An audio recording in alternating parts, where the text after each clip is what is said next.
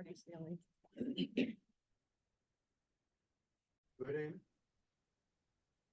Good morning, everyone. It is 9:04.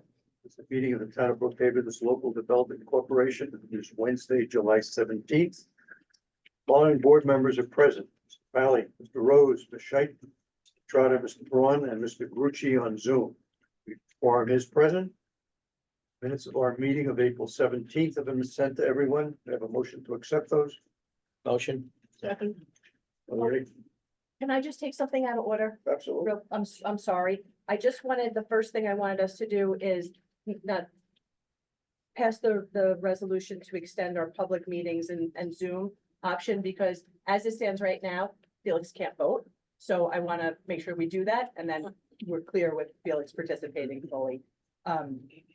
So just like at the IDA last month, we passed a resolution extending the option to have members join through Zoom and they're able to vote. We have to do the same thing in the LDC. So that's what's on the agenda. And the state just extended this through January 1st of 2026. So our resolution mirrors that. We need a motion. So move. Second. All those in favor? Aye. Aye. Opposed? Thank you very much. We'll go back to the minutes of April Thank you. 17th. I don't think there are any questions or corrections. All those in favor? Aye. Opposed? Motion carries. Lori? Okay, included in your package is the P and L versus budget for the period January to June 2024. No activity other than our recurring annual fees. Our expenses are pretty much in line with budget, and our investment earnings are exactly almost in line with our budget. So we're a little below what we thought we would lose, but there's nothing currently contemplated, so this is probably where we'll be. Any questions on the financial report? And no projects on the horizon, correct? Okay, The other thing I just want to read you is that all payroll taxes and related withholdings have been paid timely in accordance with federal and state guideline. All regulatory reports have been filed in a timely fashion. And that is my report. entertain a motion to accept Lori's report. So move. Questions for her? Hearing none. All those in favor? Aye. Opposed? Motion carried. And we have one other resolution. Yep, the other resolution on the agenda is to update our website, our appointment of website design and maintenance consultant resolution. We contracted with Cybernet in 2016. They started charging us $200 a month at that point, and they have not increased their fees since then. They are currently, good morning, upgrading all of their servers. So they've gone to all of their customers and increased the fees. Ours went from 200 to 225 a month. What do we get for 225? They update things or make? They're fantastic. Everything, No. everything that we need, everything we send to them, they post on our website. They do behind the scenes. They also do, our website is ADA compliant. We pay extra for that, but it's not Right. included in that. A one-time annual, it's like, I think $490. And then they also do behind the scenes protection of the website. So they, security, they keep everything. Great. No, Yeah. sounds And recognizing that everything we do has got to be on the website. Right. I think Yeah. that's Very very important. reasonable. Oh, it's very reasonable. I agree. Yeah. That's why I was curious what you got for Yeah. two. Yeah, at least once a month, we send them a packet of information, and really it's like twice a month, because we have to send them stuff before the meeting, and then we have to send them stuff after the meeting for every time we have an LDC meeting, so. Good, thank you. Somebody here move that? Motion, so move. Second. All those in favor? Aye. Opposed? Thank you very Thank much. you. Lisa, do you have anything else? I don't. All right, anybody have anything else for the local development corporation? Hearing none, we'll take a motion to adjourn the meeting. Second. All those in favor? Aye. Opposed? Motion carries. The meeting is adjourned. It is 9:09. Very efficient. All right, we will now open the meeting for the Town of Brookhaven Industrial Development Agency's Governance Committee. It is Wednesday, July 17th. The following board members are present: Ally, Mr. Rose, Ms. Scheit, Mr. Trotter, Mr. Braun, and Mr. Grucci via Zoom. A quorum is present. Minutes of our meeting of June 12th have been sent to everyone. Make a motion to approve those. Second. Thank you. Any questions? Those in favor? Aye. Opposed? Motion carries. So we have the same three items on the agenda that we had on the agenda last month and the month before. Continuing this conversation. And I guess what we need to flesh out is, are you guys comfortable where we are with any of these three topics? And I have seeds caught in my teeth, still for my bagel. And if you want more information, you know, where you want to go with this. So the first one is the mortgage recording tax exemption. What we discussed at the last meeting was offering the mortgage recording tax exemption to projects that are 100% affordable, or any housing project that needs to build an STP. Core manufacturers, any adaptive reuse project, and any project that the total cost is $10 million or less. So are we good with that concept? Do we want to flesh it out further? Can we kind of put a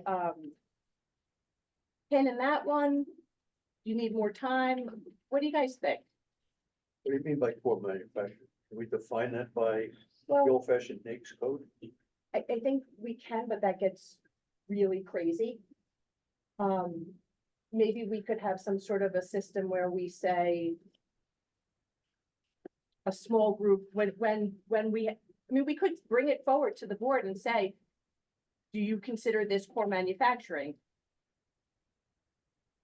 for each project? And I can say to, as applicants come in, I can say, my board is gonna make a judgment on your mortgage recording tax on this.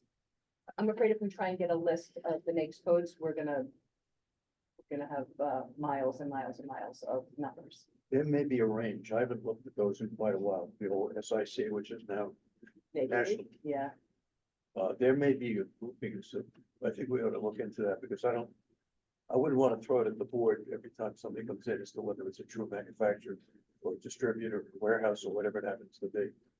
I think we need to be more specific in the UTEP.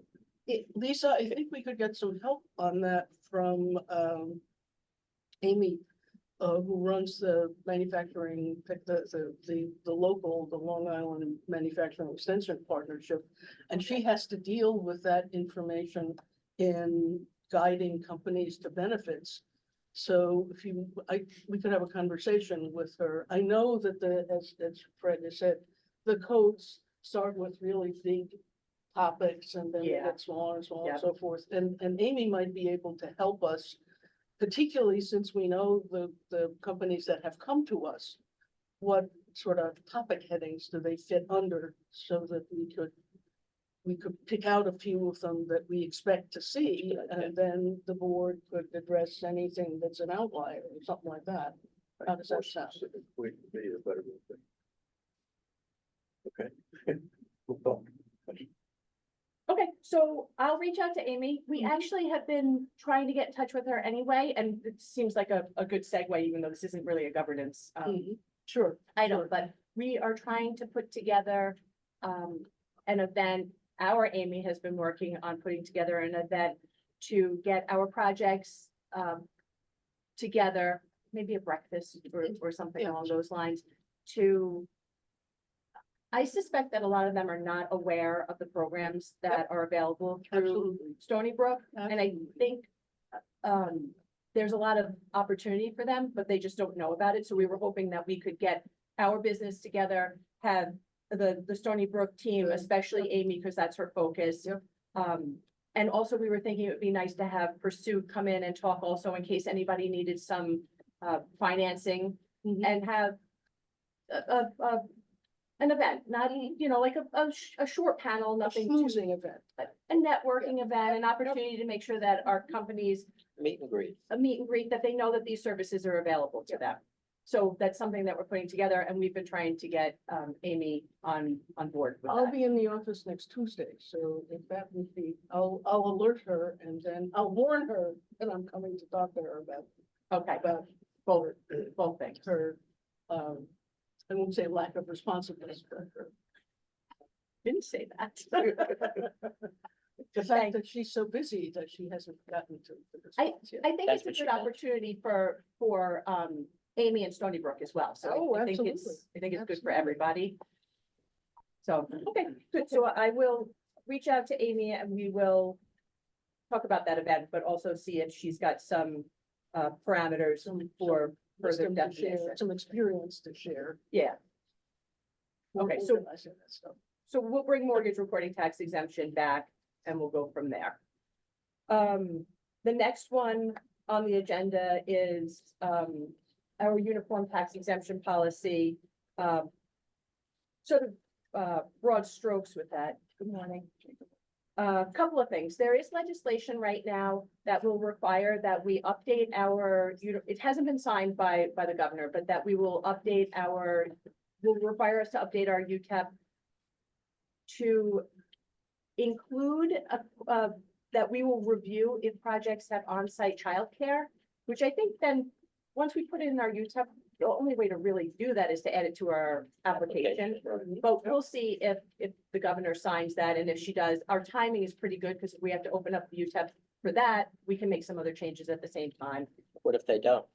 Um, Is that just gathering statistics, or is it actually something that, the governor has asked us to put an emphasis on an application, or is that something we need to require, or? So that's all that the legislation, and I'll let council speak to this more, but all the legislation says is that we should review if projects have it. The only way for us to review it is to ask the question, and that's through the application. And there's no indication that then we have to provide this. So there's no information to the action, state. it's, okay. There's no dot connection in it. It's just ask the question. And there's nothing that indicates, as it stands now, that we are going to be requested to start requiring people to have on-site childcare. Okay. To me, it's one thing to put the application, to have it in the UTEP, that makes no sense. So all we're doing is gathering information. Right, that's why I asked the question. I don't think it belongs there. Yeah. But Well, we'll I'm not see if sure. it gets signed into law or not. So that's just an FYI, that maybe the timing is good if we're gonna adjust our UTEP anyway. The other thing that we had discussed, and the other thing we had discussed changing in our UTEP is, our affordable and workforce components. So because of this, I've been looking at our UTEP a little bit more. And I noticed something the other day that I wanted to just bring to your attention and see if it's something that you like or you think we should change. As it stands right now, we have senior housing projects have the option for a 10 to 15-year pilot, and market is limited to 7 years. And I wasn't sure what our logic was at the time, if we felt like there was insufficient senior housing in the town, if we still feel that way, if we still want to be, give a deeper incentive to senior over 55 housing. We have any statistics on, what the number of units are that we have that are senior housing, in the town? So I don't know, Annette, do you think planning would have that? Yeah, maybe. Or Suffolk County Planning might have it. They might have, they have some, stuff. Okay, they might be. Because it's hard to make those kind of decisions if you don't know I know. where we stand and. And what's the population in that? Right. age group? and where's it going? I mean, We know where it's going. you got a lot of variables. Yeah. No laughing, Amy. Amy, Amy. Well, I'm there, it doesn't matter. Please. Got it reversed. I could see if I could find some Yeah, I stats think that would on be that. helpful. My question just sort of was, senior housing is still for the most part, market rate housing. So I wondered why we made that distinction. In fact, in many cases, it's more than market rate housing. Yeah, I mean, just because of the demographics and the logistics of what is happening on the island, obviously, most senior housing over 55 is being populated by people who are selling their homes on the island and staying here. And that, of course, provides a significant, I was gonna use the word windfall, I won't use it that way, but obviously increase in value is, over the period of time, has allowed them to have a significant increase in what they're getting for their houses. You saw the story in today's Newsday, about that. And, so as a result of that, the senior housing cost has gone up because people have more money. So to some degree, it's more than market rate for under 55 people. So, But right? then, but then So- there's that other segment of the population that, the affordable is a necessary component, Right. which we that's deal with. different. Right. though. Yes, Right, but right, that's why all the things are related to. each other right. In that context, so I think it's something But we we'll should talk- look at. yeah. In that regard, because I'm not sure it makes sense at the moment. It may have made sense at some moments, I'm not sure it makes sense today. Agreed. I don't recall our logic, why we did that. Yeah. And like I said, I've been looking at it, and so that caught me the other day, like, why do we have a 10 to 15 year pilot for over 55? But we capped market rate at 7 years. Right, It, and- it can go longer for market if it's in certain, we gave some, Right. if it's a distressed area or, What year was that? POD. Did we do? When did we do our last update of the UTEP? 2020.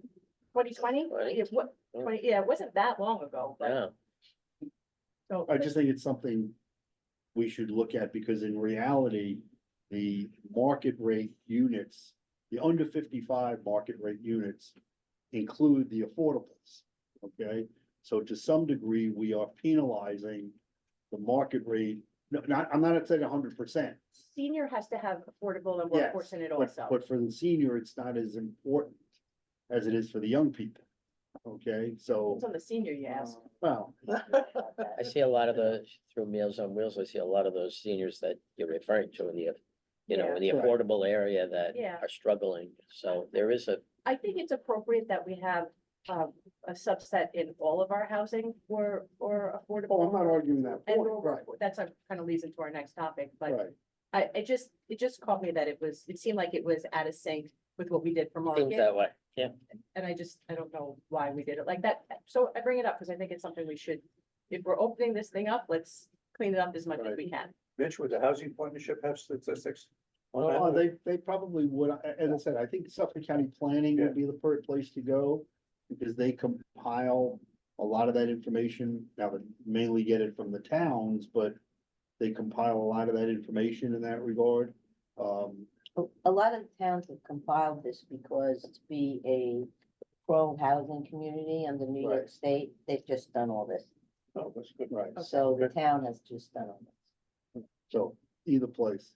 so Lisa, I still owe you and Annette some data on cost of living and affordability with regard to salary and wage levels. Okay. Thank you for giving me a little more time to pull it together. Well, pay you so much to do it. so. That was an expensive I day. feel retired. And that leads to the next item, under our UTEP is our affordable and workforce. As it stands right now, we have defined affordable as, we required 10% of the units to be affordable. Currently, that level is 80% of the AMI. And workforce, we have currently defined as 120% of the AMI. We require 10% of the units to be both workforce and 10% to be affordable. As I've said in the past 2 meetings, some of those percentages seem to be out of sync. So at our last meeting, you told me to go back and see what the other IDAs do, and it seems like they had sort of followed our lead with 80%. So, for affordable, workforce, some of them didn't have the workforce. It was a little bit more scattered, but I didn't get a lot of, feedback that I think was helpful. It just was like, well, that's what we've done, bless you. So I don't know I think we should consider adjusting those numbers down. But that's kind of where we left it last month.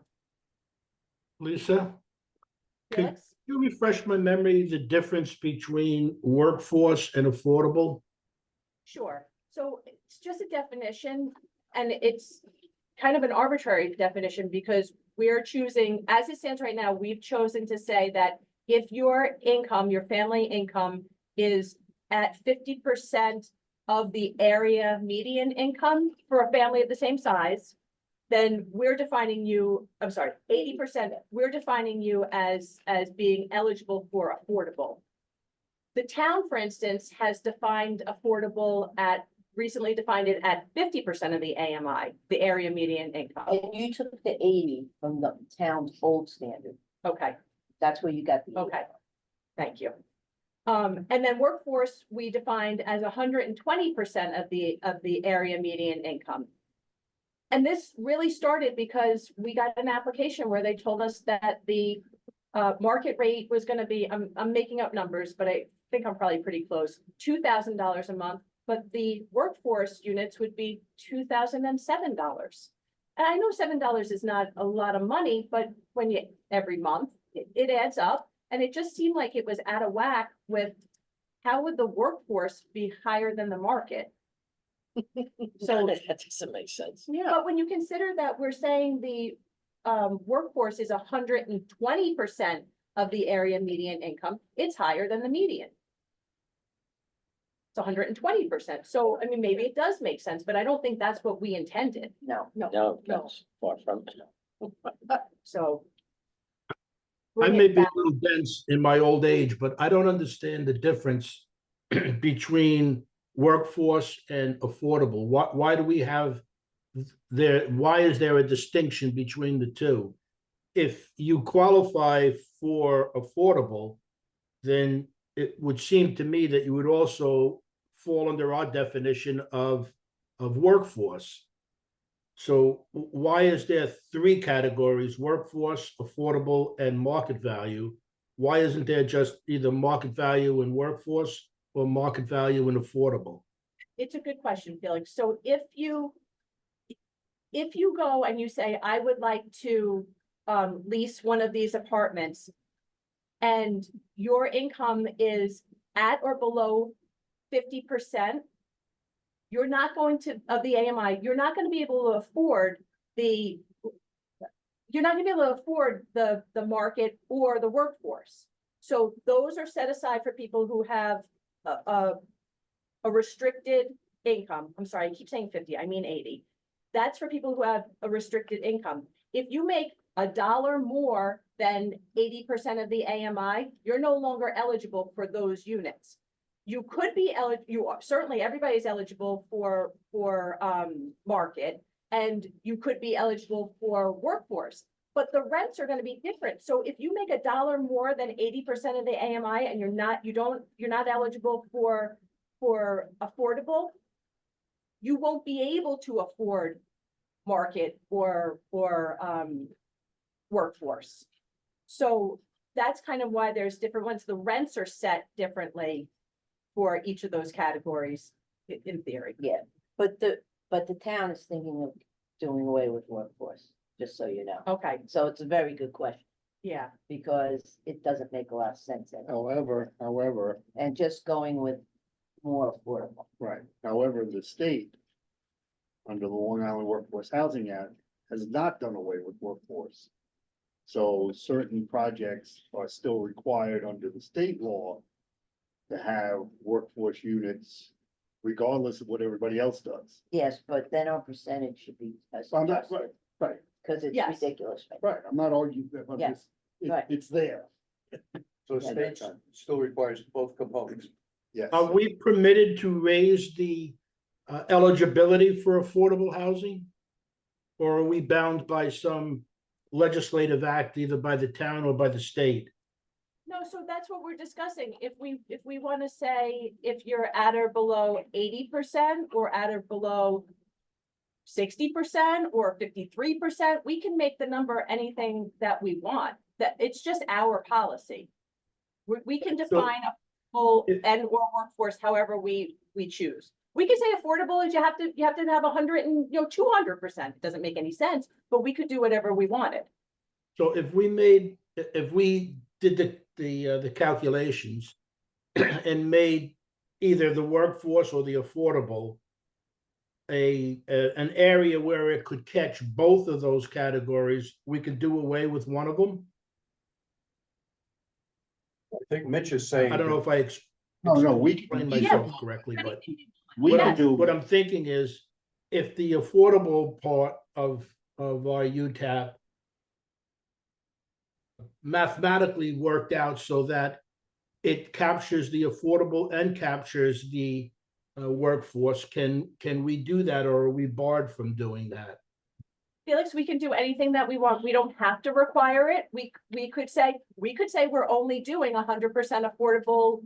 We're only going to support 100% affordable, and only if the affordability is very, very, very low, 30% affordability. You have the flexibility to do anything you want. But the reason for my question is going back to what Mitch was saying, that the state still has it on their books. So if we don't have it on our policy, what happens to the developer that wants to come in and build units? If they're getting state funding, they have to follow the state's rules. Right. If they don't get state funding, the state's rules don't apply to them. If they're not coming to the IDA, our rules don't apply. But if they're coming to the IDA and the state, then they have to navigate and fill all of the categories. And there's a third component. If they're getting county money, Yes, they have to follow the county County rules. And so all three sets of rules may be different for a variety of Yes. purposes. But that's fine. what we cannot do is affect the state or the county, and they can't affect us. So there's a confluence of factors here. Yeah. State funding would include tax credits. Could. But I think it's important that these don't necessarily add on top of each Yes. other. Right. Yeah. So the lowest common denominator Right. may satisfy. Right, well, that, and that's, Yeah. and that's what happens to some degree now, but that doesn't mean that each of the individual entities could not change it. It makes it more complicated. Right. Yes.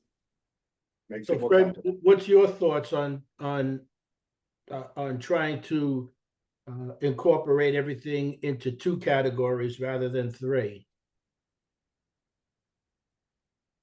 I'm still okay with three.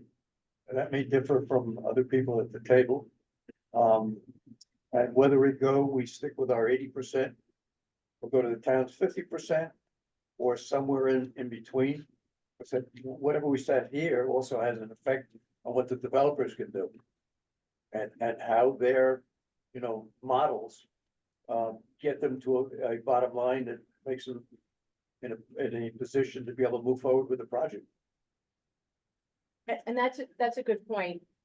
As soon as we put this on our agenda, we got calls and requests to present information. And I said, we got, I think it was in our last packet, a letter from Libby saying that they had concerns about this. So you have to look at it from, it's a balancing act, because the developer is going to have to charge less.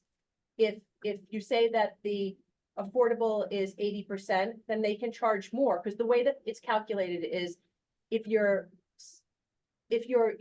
salary, your annual income is 80% of the AMI, then you can only charge rent that's a third of that to stay within what they consider a healthy way to spend your money. So it forces the developer to charge less for those apartments. So therefore they have less money coming in. It tightens up what they can, how their financing works. Felix, whatever changes we're gonna make, there's gotta be a public hearing. Yes. So we will hear a lot from the public. Mhm. So what they think about whatever the changes we make. So why don't we schedule the public hearing and Typically, though, See what happens. we go with this is what we're thinking about doing. We edit our UTEP and we put it out there with, with the edits in there. So we kind of have to say, we think we want to make affordable X, we want to make workforce Y, or we want to get rid of workforce, or. So could we do it by a range? And say we're thinking about going from either here to here in any of those categories and put it out there and see what kind of reaction we get rather than opposed What to do we need? picking a specific number. I think because you're amending the UTAP in the public hearing notice, you would want to be specific about. Why don't we try and narrow this down and come back to the next meeting with as specific as we can be? Well, do we want to follow the town? They do 50% for. I think we get a lot of affordable. pushback, but. Yeah, I think 50 is unfortunately lower than it should be. I mean, the 120 issue, I fully understand, and that has a variety of people who no longer take credit for it. So I think that issue, I agree with you. I think, 75-80% of AMI, I think is a For, legitimate place to be. I know that's where the county is. for County money affordable. for affordable in that regard, but I'm willing to be convinced. What if we did 65 for affordable and 80 for workforce? And that gives, I think, more people an opportunity to find housing that they can, because if you make it 50, that cuts out all those people who are $1 over it, Right, yeah. just, I'm getting ahead. Oh, Well, I just remember, backed you gotta myself. get to 52, because the town. The town, that's true. So and that counts as part of yours. Yeah. So Right. 65 is a good number. Why don't we put out 65 and 80 and see what kind of response we get? We have to have a public hearing anyway, so put it out there as a proposal and see what we get. Should we wait a little while and just see if the governor signs that childcare stuff? Because if she signs that, we're gonna have to do another public hearing. Yeah, I would definitely want to do it twice. Okay, Fine. no, I don't want to do it twice. Fine, fine. But Okay, you have your, you have your numbers. I have my numbers and I'll come back to you guys on senior housing. We'll do another governance committee meeting just about senior housing as far as our UTEP is concerned. Okay. And also mortgage recording tax that we'll do that on the next agenda, but what do you think 65 and 80 is a reasonable? I mean, it's gonna go to the public, we're gonna get comments I'll back. be interested to see what kind of comments. we get. Okay, So let's see. Just And I'll a get you that data, and then we'll Yeah, have another. yeah. That's it. Yeah. good starting point. Yeah. okay. Let's see. Doesn't mean So- we're tied to it, just means we'll start. The Lisa, last- Lisa, a procedural question. If we put out 65 and 80 and comments come back and we decide to change from 65 to 80, is that going to require another public hearing? So if we decide we don't, 65 and 80 doesn't work and we're gonna go to 70 and 85? Is that Whatever what you're the saying? numbers may be, if it varies from what we publish and what we conduct a public hearing on, if those two numbers change, does that require another public hearing? If you Think so? Yeah, don't you think so? I'm not so sure about that. I think we Well, should, these are the experts, but Yeah, if you these put are out tell one me. number and Well, then you if- don't have if- the hearing on if that. You put out a number or say you noticed a pilot, like a deviation notice, and end up doing a different one that is more permissive for the applicant. In that case, you would want to, so I'm just trying to connect that logic to this, but I don't know here if anything is more permissive or less permissive, because it just really affects the public differently, right? The individuals who would. Well, I would say that you might have to have a new hearing if the pilot was different based on the percentages, but if the percentages are the only thing that changes. I'm not sure we would need a public hearing. well, we know we need at least one, so let's have. the yeah, first I was one. gonna say, we gotta cross that bridge if it ends up We coming gotta out have one, differently, so and let's have the we'll first go one and from we'll there. go from there. Right. But we're okay. not gonna schedule that right away, though. Okay. Okay, and the last item on the agenda is spec warehouses. What we had discussed at the last governance committee meeting was for projects over 100,000 square feet. You know, with that caveat in mind, or 100,000 square feet and more, I guess. We were going to require, prior to closing, that they have X percentage rented. We had kicked around a lot of numbers, so I'm gonna use 50 just for conversation. And we said it would have to be like a legitimate lease of not something that we felt like was real. And then we would also require that they go within 2 years of completion, they get to 75. Maybe after 4 years they're at 100% lease. So in an effort to not have empty buildings, we want, and it basically means we're not doing spec, because we're gonna require that they have, prior to closing, a end user. Or at least a partial one, Yeah, yes, partial. Yeah. Right. And what if they don't? Then we have to peel back the. well, we wouldn't close. To that point, Lisa, if we do an escalating percentage over the years in order for them to fulfill their obligation to the IDA, we're gonna confront a situation where they sign, let's use those numbers, 75 and so on. They're 75% occupied at the time of closing, we close them. And then by year 4, they need to be 100%. At year 4, they're not at 100%. Are we gonna go back in and claw back all of our benefits? Probably not, because we're not gonna want to see the building turned to be emptied. But my suggestion would be to get as much of the square footage occupied that would prevent it from becoming an abandoned building at the time of closing. So what I'm suggesting is, I think we need to discuss this with the developers, is to find out where their break-even point is and make it a little bit more than that so that they can turn profits and not be in a situation where they're going to abandon the building. But then we don't have to worry about them hitting a certain number by a certain year and then having to go in and make a decision on whether or not we're going to claw back our benefits.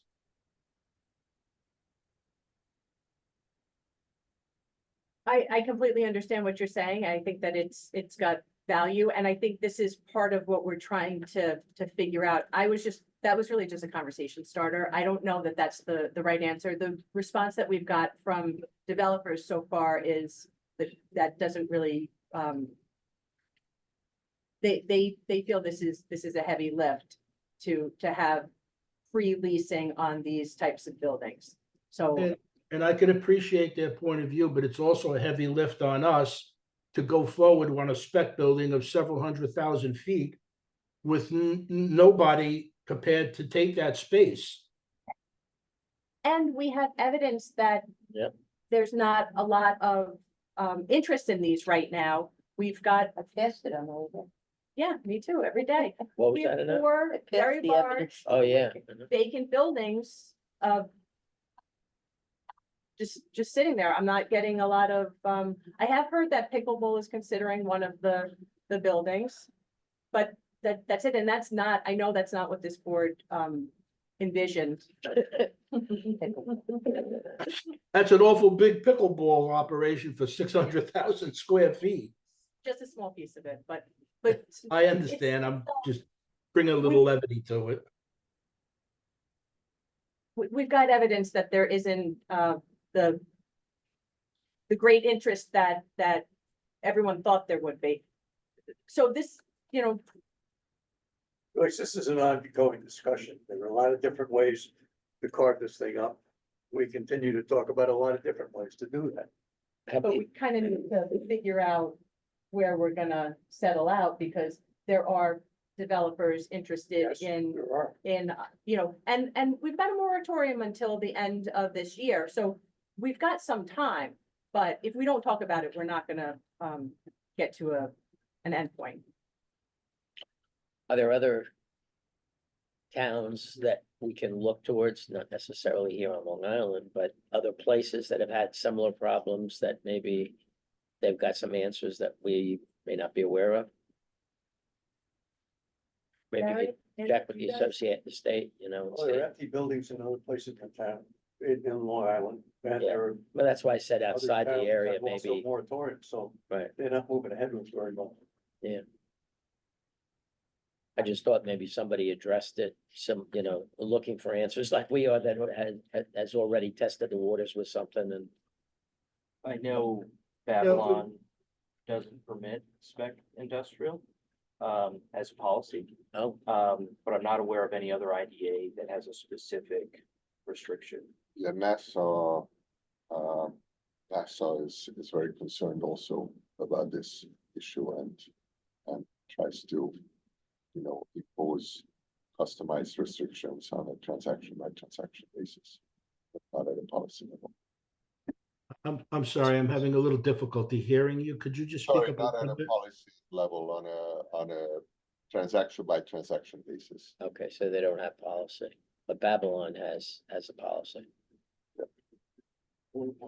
Thank you. And we also have the ability to extend our moratorium until we come up with a conclusion on how we're gonna deal with it, correct? Well, our moratorium right now is through the end of this year. We so had 5 months, Felix. we've got some time. No, Like I to understand that, but obviously there's a lot of thought that needs to be put into this from both the town's perspective, the taxpayers' perspective, and the developer's perspective, and we want to get it right. So if it goes beyond the 5 months, do we have the right to extend our moratorium? Sure. Okay, that was my question.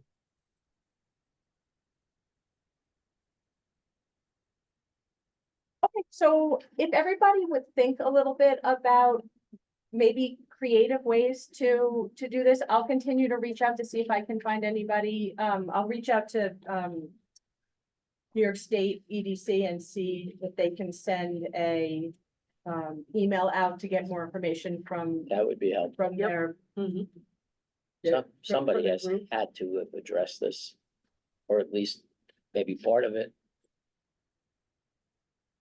You would think so. Yeah. If there's Probably nothing not. further, entertain a motion to adjourn the meeting of the governance committee. It is 9:46. Motion. Before, Fred, just one more question on these buildings. Do we have the ability or the legal ability to deny benefits to, in other words, not even accept an application for these types of spec buildings? Sure. So in our UTAP, we could prohibit spec buildings? Yeah, That's what Okay. Babylon is. All right, maybe We'll that's get it. Babylon, is it in their UTEP or is it just a policy? I'll have to confirm. Okay, If there's a motion on the floor, to adjourn the meeting. All those in favor? Aye. Opposed? We'll open up the meeting of the Town of Brookhaven Industrial Development Agency. It's 9:47. This is Wednesday, July 17th. Following members are present: Mr. Pally, Mr. Rose, Mr. Scheit, Mr. Trotter, Mr. Braun, and via Zoom, Mr. Grucci. A quorum is present. I need a motion to go into executive session. So moved. second, to discuss issues of potential lawsuits. Second, Second. all those in favor? Aye. Okay, thank you. I'm gonna go back at it. Yeah. Motion. It is Second. now it is 10:34. Need a motion to come out of executive session? Motion second. All those in favor? Aye. Opposed, thank you. No business. There was no No. business, yeah, No decisions made in executive session. thank you.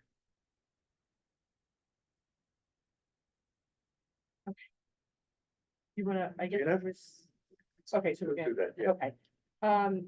Sorry, we have some guests, so we're gonna take a couple of things out of order. Sorry for the delay. Thank you for your patience.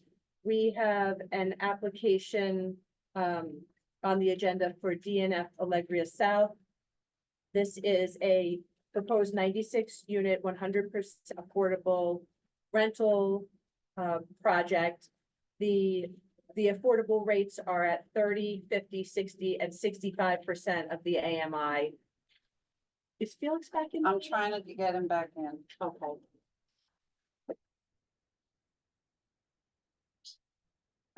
The plan is for 48 one-bedroom units and 47 three-bedroom units. Allegra? And there's also a unit for a super. We're on Allegra, right? Yes. Yeah. Yes. Yeah, and I apologize, because now you gotta flip through everything to find it, but,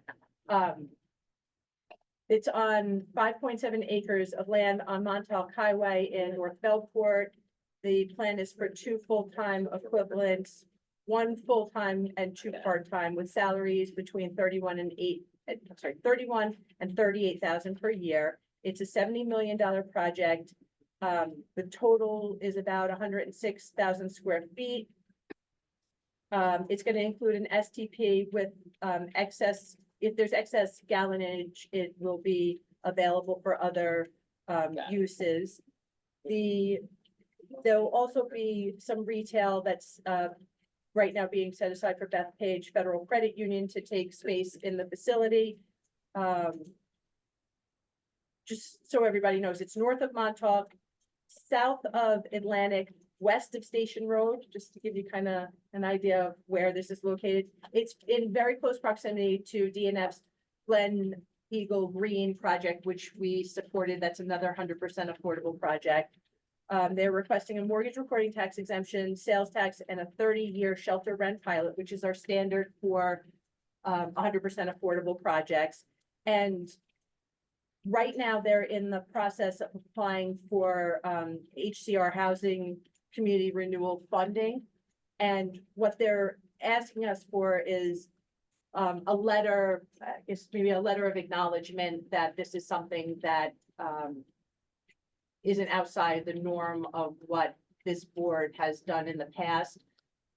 We can't really, without having a public hearing, we can't say that it's something that we are going to support and how we're going to support it, but we can craft a letter that says basically we've done projects like this in the past, and this is within our scope and norm. Can you describe the location again?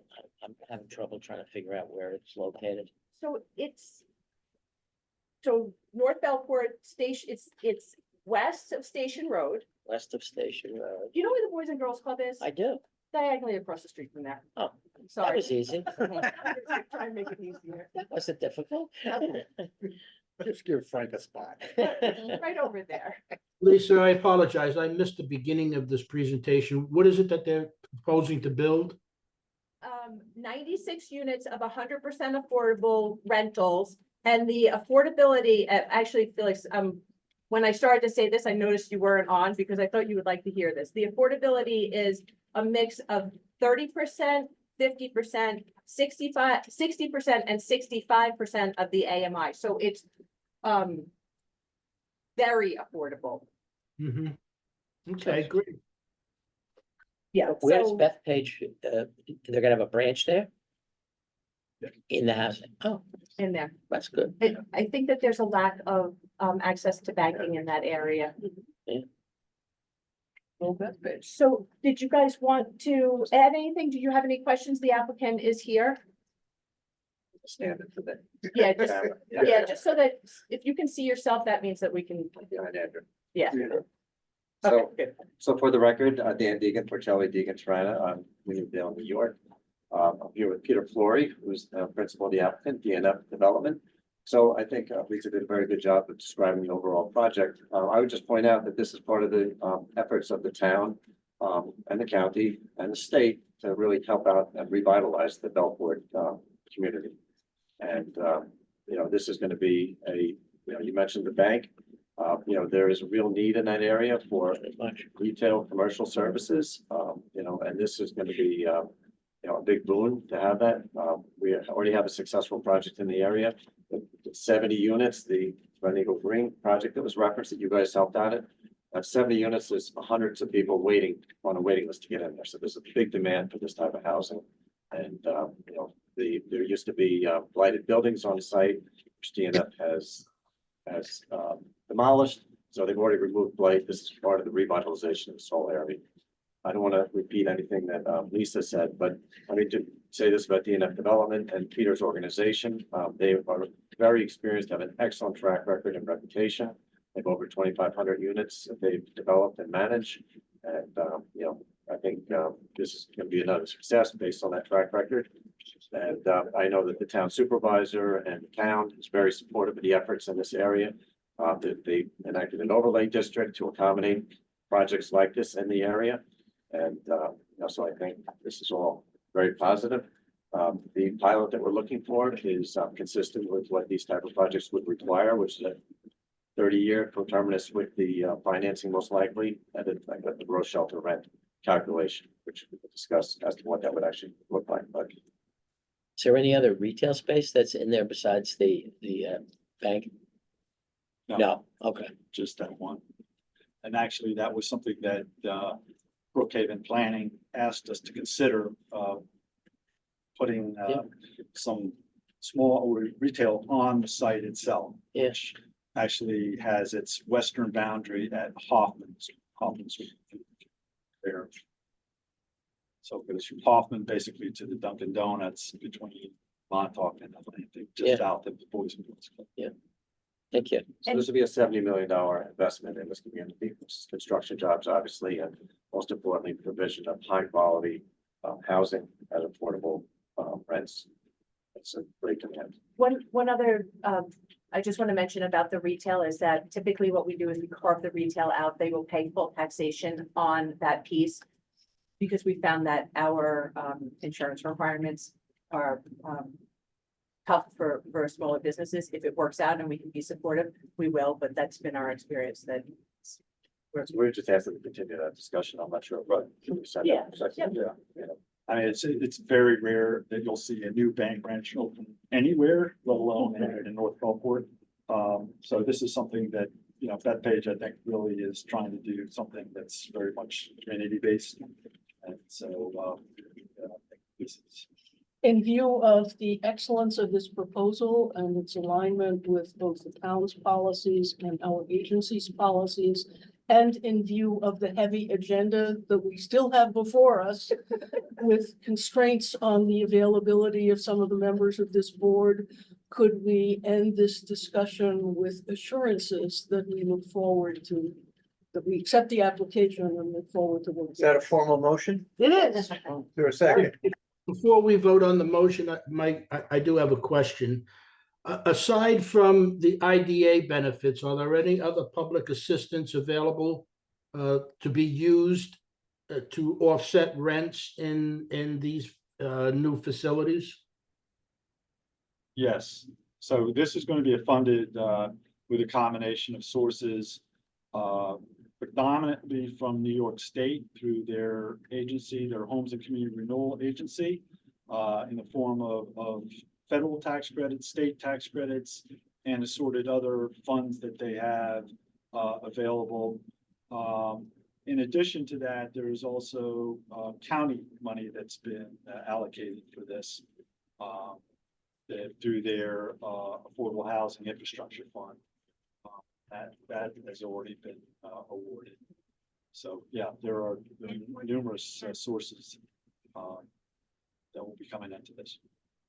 I don't know if I could ask this question or you can answer this question, but will this be a facility for welfare patients, welfare residents, or is this for working class people who can't afford market value rents? So in order to in order to get residency, one has to be working, one has to have an income in order to pay the rent that is going to be charged. And the rents will be at different levels depending on the different AMIs tranches, but the vast majority, I mean, of these residents will be working probably in the immediate area.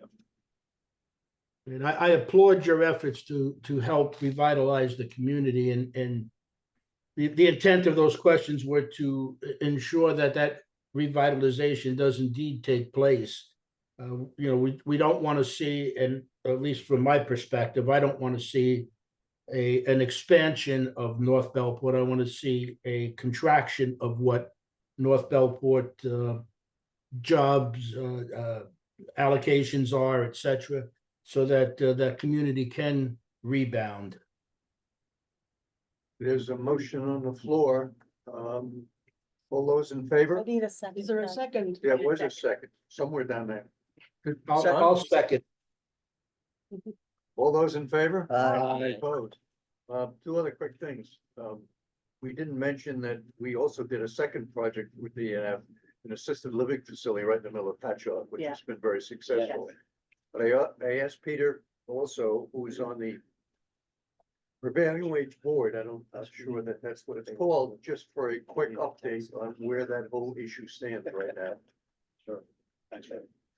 So yeah, I was appointed by Governor Hochul to the Public Subsidy Board, which was charged with, this has to do with Labor Law 224A, which was signed into law by Cuomo back in 21 and went into effect in 2022. Essentially says that any project that receives more than 20% of their project costs, 30%. 30% of their project costs from a public source will be subject to prevailing wage. And the purpose of the Public Subsidy Board was to determine provide definitions for certain terms, like what is total construction project cost? What does that mean? That wasn't defined in the legislation, and that's a critical piece because it is the denominator in that 30% equation. So that has still to be decided. We've been meeting now for well over a year. We have not even gotten to that yet. We have considered a number of projects. We meet quarterly. We have considered probably to date about 20 projects, I would say, of which maybe 3 or 4 were considered covered under prevailing wage. There have only been 1 or 2 from Long Island so far, none of which have been considered covered. Our next, we did hold a hearing about a month ago to consider things like, do we factor in present value when considering what the benefit, how the benefit is calculated? There are those of us who are arguing, yes, we should. There are those on the other side that are arguing that we should not. We're going to have another meeting on it at our next board meeting in September. I'll get you the date on that. And to determine, number one, whether present value should be something that's considered, and number two, what the discount, what that rate should be. If the answer is yes, then what's the rate that it should be considered as we go through that? And we're gathering information to either we're gonna present it or we're gonna share it with New York State EDC for them to present if it makes more sense for them to do it collectively for the entire state. So we're actually gathering up information to help inform that discussion. I'd love to continue that, talk with you about that. One Oh, yeah. other, it's just totally an aside, but it is really hard to hear those meetings. You guys are like in a tin box in those meetings, so you could get that feedback. I keep I will. typing it in the comments, will. but nobody seems to So be yes, I mean, responding. there's a portion of the meeting that is open to the general public, and theoretically, you're supposed to hear what we're talking about. I'm like against the speaker. We occasionally have a hard time hearing what, so we're in 2 different rooms. One is in New York City and one is in Albany. And we have a hard time hearing sometimes what the Albany folks are saying. But I'll pass that on. Thank you for that feedback. Thank So, I think Lisa and I have been on the 2 previous meetings. Yeah. Yeah. yeah. I've, been listening. They're interesting. to say the least. Yeah, yeah. All right, so, thank you. Thank you so Okay. much. Thank you.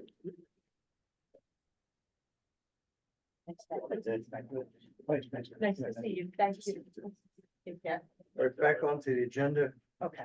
Our Beginning. minutes of our meeting of June 12th have been circulated. Everyone, motion, please. Move. Corrections, Second. clarifications, hearing none. All those in favor? Aye. Opposed, motion carried. Lori? Okay, included in your package is the IDA's results year to date from January through June. I want to just point out that we've had 3 closings in the month of June. So we're way ahead of where we expected to be, and we are back in the black year to date.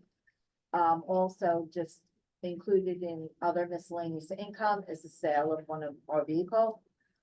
Net profit of about 9,000.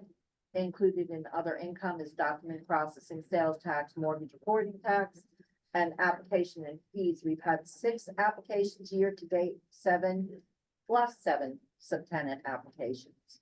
Overall, the expenses are in line with budgeted, and our earnings are up based on balances and rates. So year to date, we're positive, as mentioned before. Is there any questions? I also want to read my standard statement. All payroll taxes and related withholdings have been paid timely in accordance with federal and state guidelines. All regulatory reports have been filed in a timely fashion. All state regulatory pilot payments have been made in accordance with guidelines in a timely fashion. The second half of the pilot has been all collected and all dispersed. As a matter of fact, we even got an extra payment this year that we have to refund one of the pilots, so we're working on that, Jocelyn. So, everything's in order with the pilots. Any questions? Motion to accept the report. Motion. Second. All those in favor? Aye. Opposed, thank you. Okay, the next item on the agenda is an application from Shoreham Solar Commons. It's included in your packets. Brookfield Renewable is requesting an assignment and assumption for this 150-acre solar farm located on 24 Cooper Street, Shoreham. It's the former Tall Oaks Golf Course. It's a 24.9 megawatt solar energy generating facility. Brookfield purchased sorry, do you need it? No, no. Okay.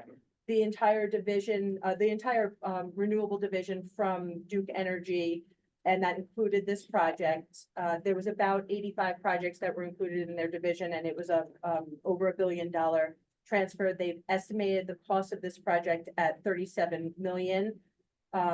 There are 13 years left in this 20-year pilot, and I am asking that you accept their application and then pass a resolution that approves the transfer to Brookfield, and Derivia, approves their consent agreement and requires that this close within 30 days. I know that there are representatives from the project on, if anybody has any questions for them.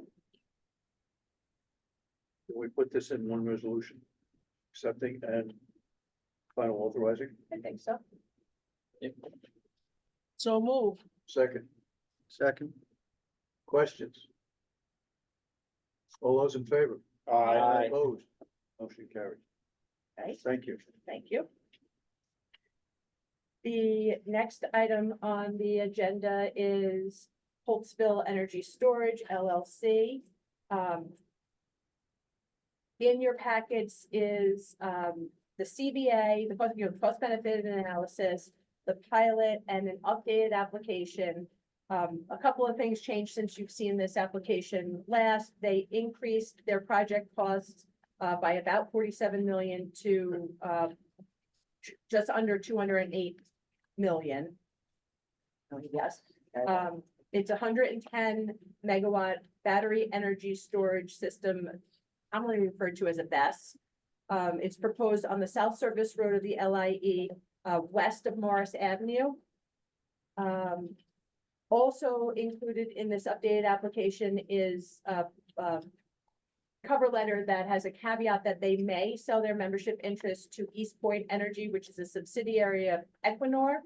they would like the option for either Savion or East Point Energy to be the owner of the project. So that's how our public hearing was crafted. They're requesting sales tax, mortgage reporting tax, and a 25-year pilot, which is in line with our UTEP.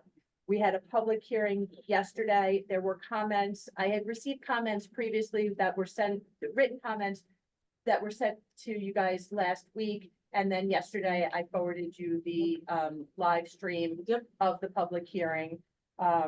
So what we have on the agenda now is a request to accept their updated application and to pass the final authorizing resolution. Barry, did you have anything you want to add? No, I think that was basically an overview of the project. So what we have before us is just the final authorizing resolution. And accepting the application. And there are representatives from the project on if anybody has questions for them. Would you say Savion owns it now? Correct. Yes. Savion, if I remember our discussion, is a subsidiary of Shell, basically Shell Oil Corporation, correct? Correct. Through a number of other layers. Correct. Okay. Questions from the board? The information that's already been provided about the fire safety, You want to speak up a little, Emery? the information that's already been provided about the fire safety efforts that the company, whichever level it is, that is doing the construction, is making are reassuring to this member that the company is responsible in preventing harm to the surrounding area. Anyone else? I'll entertain a motion then. So move. Second. Second. Thank you. All those in favor? Aye. Any opposed? Motion carries. Thank you.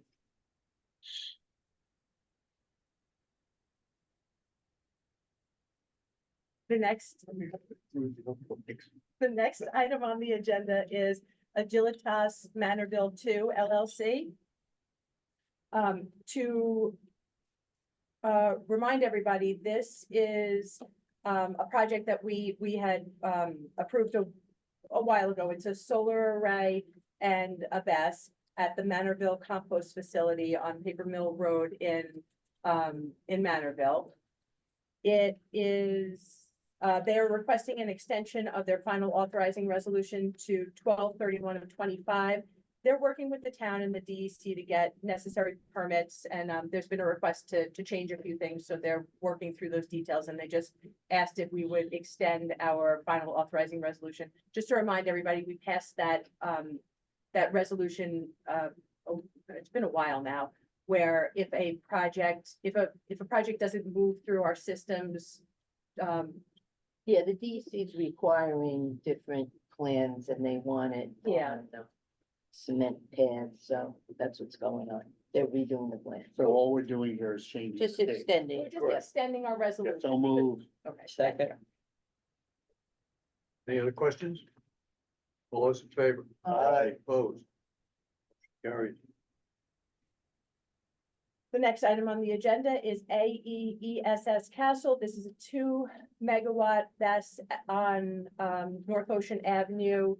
They are requesting consent to transfer ownership of AEESS Castle from CBI Asset Co. LLC to CBI AG LTE Holdco 11, I guess, or maybe No, 1. two. Two, okay, 2. Roman Yeah, numerals. It's my scribbly notes, that's why. I wrote 11, but LLC to secure tax equity financing. So they're just asking for consent to transfer the ownership. So move. Second. Second. All those in favor? Aye. Opposed? Thank you, everyone. The next item is United Meat Products. I'm gonna ask that we postpone this to hopefully our August meeting. The attorney that was working on this had a car accident and is unable to provide us with some of the information that we had hoped to have. And I think we need to give him a chance to. Do we need a motion to do that or we just? No, I'm just gonna, just Okay. letting you guys know that that's why it's on, but we're not really gonna discuss it. Okay.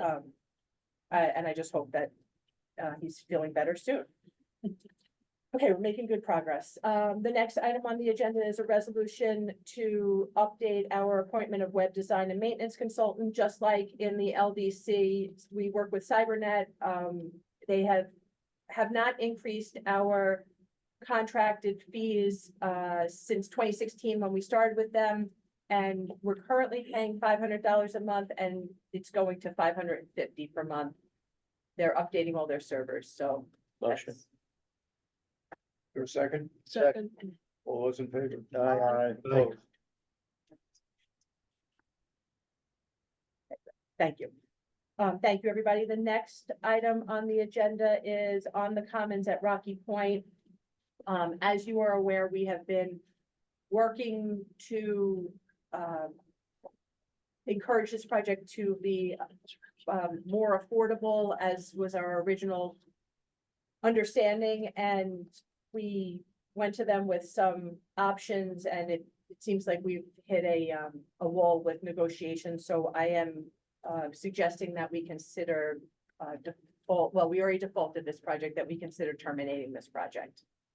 Motion. Second. Thank you, Frank and Marie. Questions? All those in favor? Aye.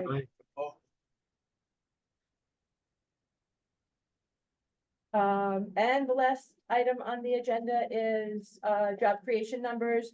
So you charged that Fred and I review this. We have 12 of our projects that haven't quite met the thresholds that we require.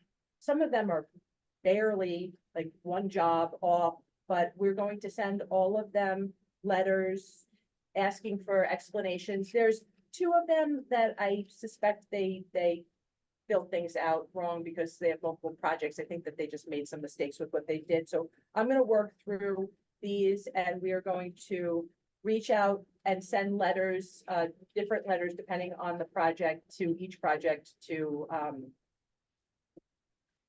find out what's going on. Generally speaking, around the state, the average seems to be about 85%. If they're within 85% of what they promised, that tends to be pretty acceptable.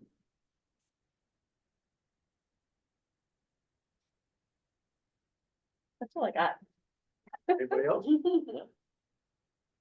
Mitch, anyone? No, we're good. All right. In that case, I will entertain a motion to adjourn. Next meeting date? Is 11:02. August 24th, I'm sorry, August 21st at 9 a.m.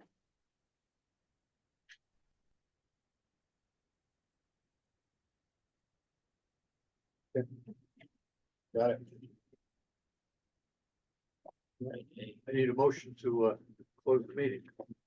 Motion. Second. All those in favor? Aye. Aye. It's 11:03. Thank you, everyone. Thank you all. Have a pleasant day.